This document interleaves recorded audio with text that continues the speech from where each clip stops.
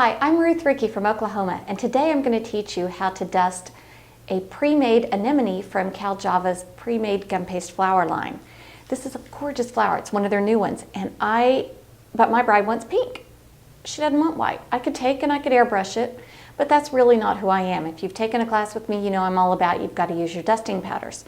So today we're going to play with the Cosmos, magenta, and then a rose pink luster dust. All you have to do is go get applicator sponges and wedges from your local store, and those will put the dust on this beautifully. It goes on very creamy. And so what I want you to do first is take a wedge, because we're going to use a lot of color to cover all of the petals first, and then we'll do our detail shading with the cute little applicator brushes. To begin, I'm going to take my little wedge and I'm going to dip it into the petal dust, and then I'm going to come and start to rub in.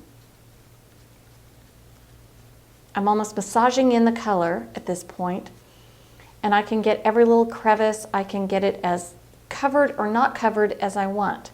One of the things I tell my students is that the white spaces you leave are actually what makes the flower look alive. So don't worry about 100% coverage. Just get the highlights and where the sun would kiss it, and that's going to look a lot prettier. Now that I've got the color on all of the petals, it's time for accent. And so for this, I'm going to want something a little more detailed than the big wedge. So I'm going to switch to an applicator brush for this part. I'm going to take my applicator brush and I'm going to darken just at the base of each flower, because that on an anemone is where it's really dark and brilliant. Isn't that fun? And so here we go. We're going to just rub in a little bit of this deep magenta color.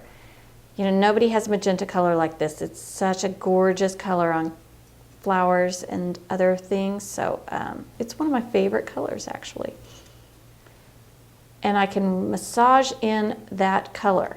Any excess dust I can keep rubbing until I get it in, or I can knock it off back into my little container so that I get to still have the use of that color. Now that I've got the dark color in the center of all of the flower, I'm going to come back and add a little highlight just on the center part so that it really highlights all those little knobbies that are on there that somebody took the time to make so that I didn't have to, because I like that. And then I'm going to add a little highlight just on the edges, just to kind of help break the plane.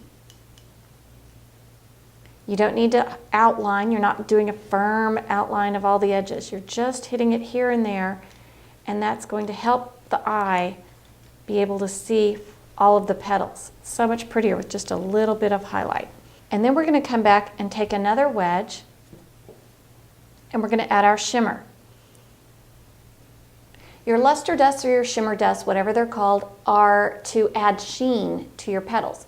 Your regular petal dust is a little chalky, a little flat, and so if you're wanting it to have shine to your flower, then you're going to want to use a luster dust on top of your other colors. And so all I'm going to do is, again, massage and rub in this color,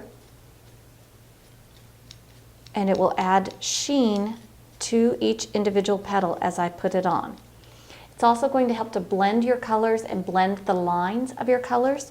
So sheen is a great way to take off that chalky edge on your flowers. And that is how easy it is to color and bring an anemone to life.